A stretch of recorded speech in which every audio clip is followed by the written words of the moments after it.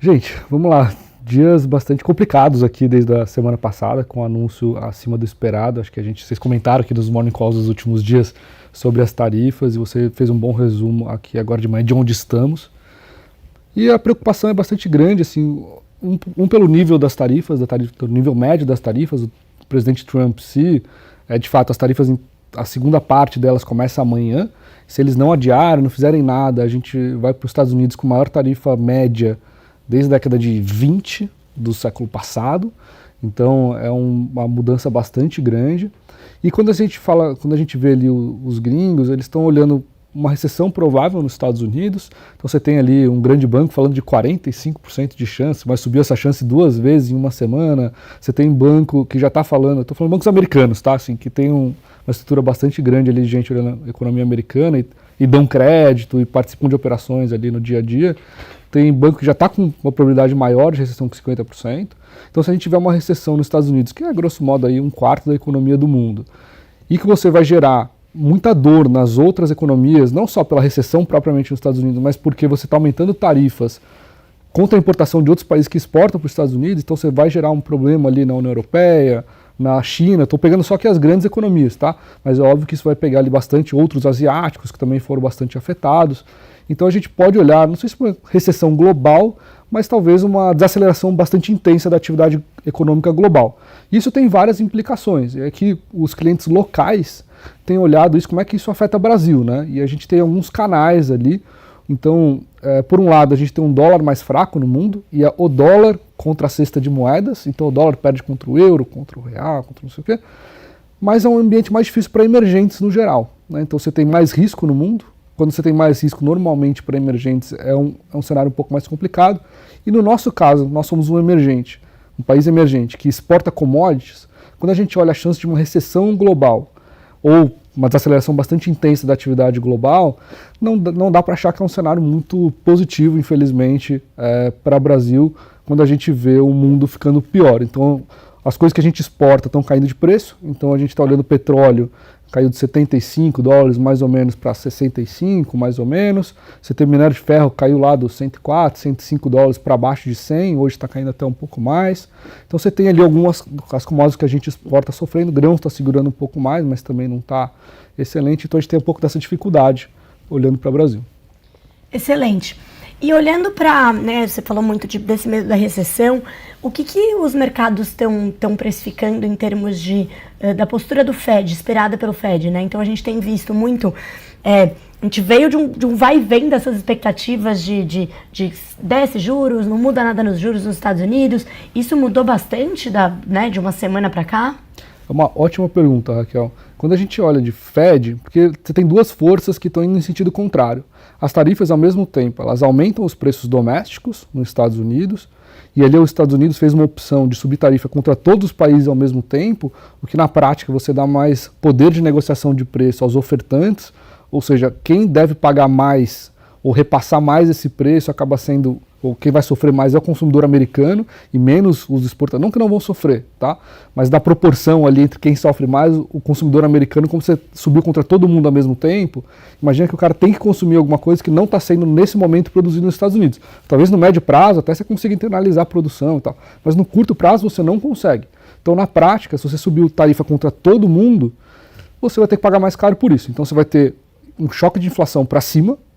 E ao mesmo tempo, quando você vai ter um choque de inflação para cima, né, o nível de preço vai subir e as pessoas estão ali ganhando mais ou menos a mesma coisa, o total de bens consumidos na economia, o volume de bens consumidos na economia acaba caindo. Então a atividade econômica cai.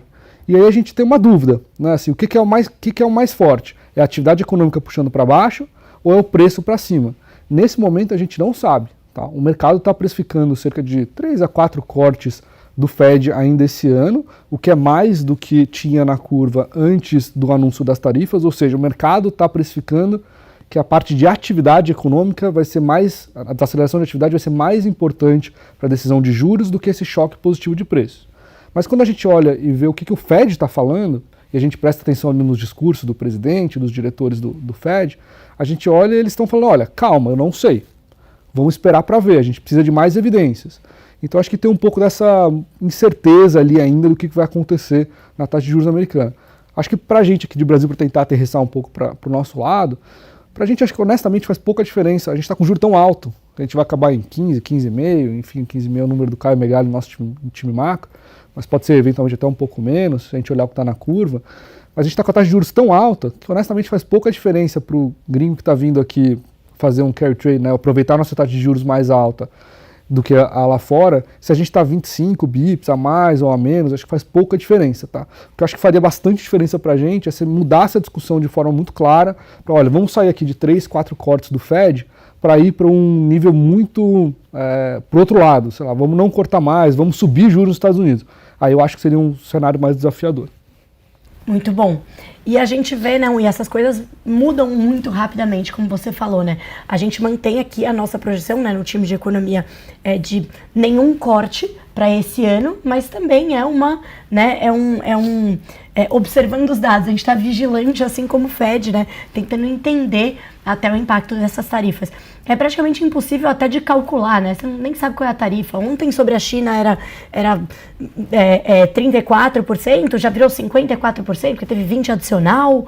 Não dá nem para fazer conta, né? A das tarifas, se você colocar o pior caso, porque eles ainda prometeram tarifa adicional para quem importa óleo da Venezuela, por exemplo, e a China dificilmente vai parar de importar óleo da Venezuela, petróleo da Venezuela.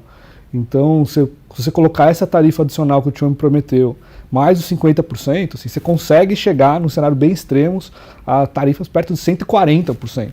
E aí um pouco da discussão que a gente estava tendo ontem era, por que a China respondeu de que ia mexer muito pouco, né?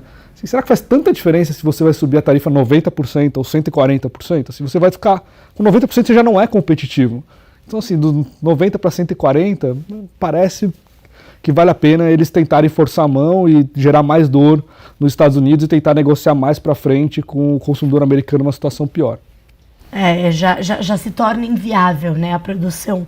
A gente tem visto, enfim, vamos continuar acompanhando, né, uma série de países que estão indicando que vão fazer ligações. Então Israel tentou ali, Vietnã não sei o que ia zerar, mas no fundo, China e Estados Unidos representam 40% do PIB global, né? Então é a briga ali de cachorro grande que a gente tem que ficar de olho. E aí a última pergunta aqui para você, Vitinha, sobre o Brasil, né? Então você falou um pouco do cenário de uma maneira geral, o Ferreira trouxe aqui também pra gente essa visão de que, claro, o mundo crescendo menos, um cenário de aversão ao risco é pior para todo mundo, né? Principalmente para emergentes que acabam sempre sendo, né, considerados mais arriscados.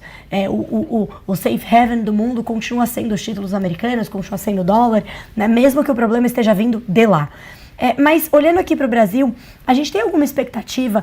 Você tem ouvido, né, tanto ali de mais próximo do nosso time de análise política ali também, expectativas de que o governo brasileiro possa usar de certa forma esse cenário mais incerto global para continuar, para estimular ainda mais a nossa economia aqui dentro?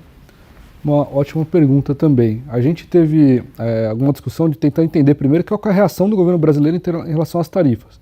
O Brasil recebeu uma tarifa extra de 10%, que foi ali o mínimo que o Trump colocou para todos os países, então a gente não foi impactado de maneira assimétrica para o lado ruim, pelo contrário, se a gente fizer no relativo, o Brasil, já que todo mundo vai pagar mais, a gente vai pagar um pouco, não que a gente vai pagar menos, mas os outros tomaram um aumento de tarifa muito maior que o nosso, então nossos produtos na prática ficaram mais competitivos na margem. Então, para o Brasil não foi exatamente, não dá para falar que foi bom, mas talvez o Brasil vá sofrer menos do que os pares. E o governo, assim, a gente está com atividade econômica já bastante forte para 2025. Os clientes com quem eu converso, mesmo nosso time macro, estão revisando o PIB para cima, não para baixo, em parte ali por uma resiliência da atividade macro esperada e também porque a gente foi anunciando ali uma série de estímulos fiscais, creditícios, etc., que a gente pode até discutir os detalhes se for o caso, mas que já foram colocados em discussão. E a gente está, grosso modo, ali 1 ano e meio da eleição, então a gente sabe que no Brasil, e isso independe do governo aqui, se é para um lado ou para o outro, a gente tem expectativas de que os governos tentem estimular a economia mais perto da eleição. Então acho que é possível sim que isso traga mais estímulos, especialmente se a gente importar um problema mais global aqui que eventualmente atingisse a atividade doméstica de maneira mais intensa. Acho que isso poderia, por um lado, trazer eventualmente mais incentivo para você ter estímulo fiscal, e a gente precisaria revisitar arcabouço fiscal, coisas do gênero, mudanças maiores. e eventualmente até um ciclo do Banco Central que poderia ou subir menos ou eventualmente até cair mais rápido os juros em algum momento para frente. É o que o Caio falou recentemente aqui numa reunião interna nossa, quando o Copom trouxe aquele comunicado, né, lá atrás na reunião passada, falando que podia ser que essa questão das tarifas nos Estados Unidos até trouxesse um efeito desinflacionário. Todo mundo achou muito maluco, mas parece que tem um certo ponto aí, né? É isso, assim, acho que e a variável central para a gente olhar isso, acho que vai ser o câmbio, tá? Assim, aliás, há uma mistura entre câmbio e commodities, porque o nosso câmbio depreciou um pouco ali nos últimos dias, mas a gente viu os preços das commodities caírem bastante também. Então, quando a gente vai olhar para o repasse de inflação, o que importa aqui é a soma das duas coisas, é o câmbio com commodities. Então, assim, a gente está ali resiliente no curto prazo, pelo menos do dia dos anúncios das tarifas para cá, em termos desse equilíbrio entre commodities e câmbio.